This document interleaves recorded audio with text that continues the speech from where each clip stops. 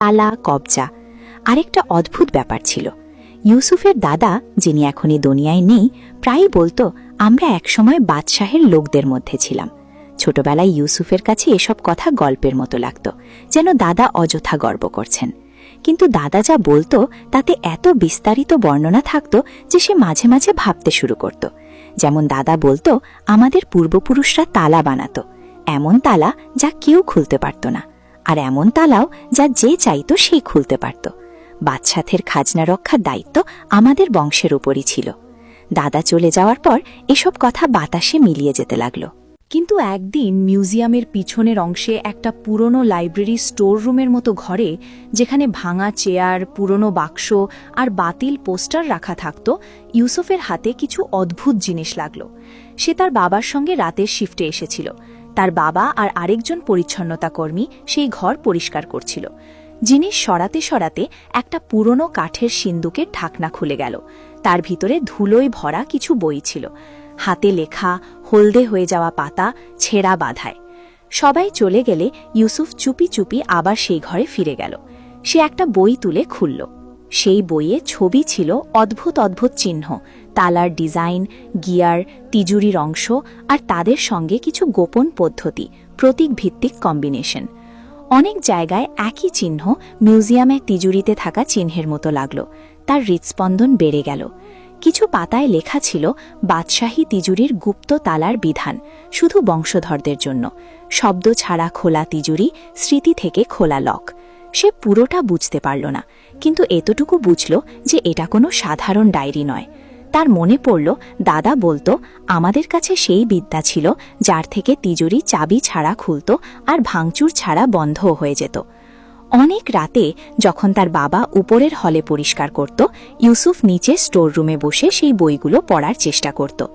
ভাষা পুরনো ছিল, কিন্তু ধীরে ধীরে সে প্রতীকের ভাষা বুঝতে শুরু করল। প্রত্যেক চিহ্নের অর্থ, প্রত্যেক আচরের জায়গার লজিক। সে খালি বাতাসে হাত দিয়ে প্যাটার্ন বানিয়ে প্র্যাকটিস করত, যেন অদৃশ্য তালা খুলছে। আর তারপর 5 বছর পুরনো সেই তিজুরির খবর যখন প্রথম মিউজিয়ামে এলো, তখন তার ভিতরে কিছু নড়ে উঠল। যখন সে প্রথমবার সেই তিজুরি দেখল, তখন সে থমকে গেল। এ তো সেই প্যাটার্ন। তিজুরির ওপর থাকা কিছু চিহ্ন, কিছু কোণার কাঠ বইয়ের ডিজাইনের সঙ্গে মিলে যাচ্ছিল। সেই দিন থেকে তার মাথায় একটা পাগলামির মতো চিন্তা ঘুরতে লাগলো।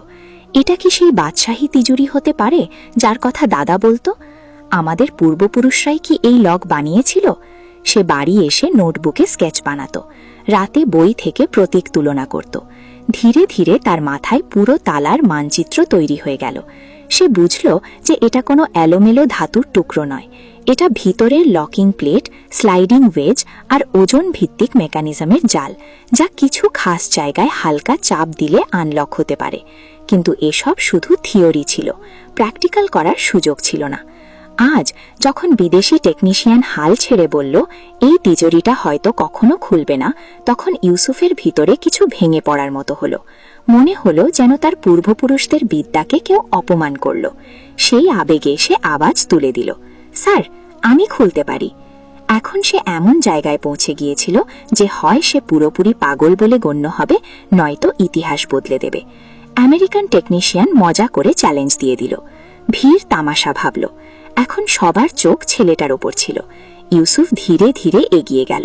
তার বাবা ভিড়ের পিছন থেকে দৌড়ে এলো। আরে বেটা, তুই কি করছিস? এসব বড় লোকদের কাজ, নিচে নেমে আয়।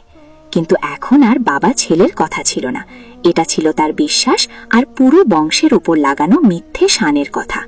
সে তিজুরির কাছে গিয়ে হাত দিয়ে তার ঠান্ডা পৃষ্ঠ ছুঁল।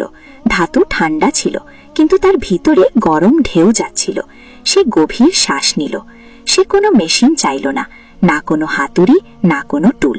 সবাই ভাবল যে এখন এই ছেলে কোনো সিনেমার মতো কিছু করবে, 2 হাত ছড়িয়ে চোখ বন্ধ করে মন্ত্র পড়বে। কিন্তু সে কিছুই তেমন করল না। সে শুধু তার হাতের আঙুল তিজুরির পৃষ্ঠে রাখল। ওপরে থাকা প্রতীকগুলো হালকা ছুঁয়ে দিল, যেন চিনতে পারছে। সে তিজুরির এক পাশে কিনারার কাছে সেই জায়গায় হাত রাখল যেখানে হালকা উঁচু অংশ ছিল, যা সাধারণ মানুষের চোখ এড়িয়ে যেতে পারত, কিন্তু প্রশিক্ষিত চোখে দেখলে তা অযথা লাগত না। সে প্রথমে আঙুল দিয়ে কিছু খাস জায়গায় হালকা থোকা দিল, ঠক ঠক, যেন কোনো অদৃশ্য প্যাটার্ন অনুসারে। ধাতু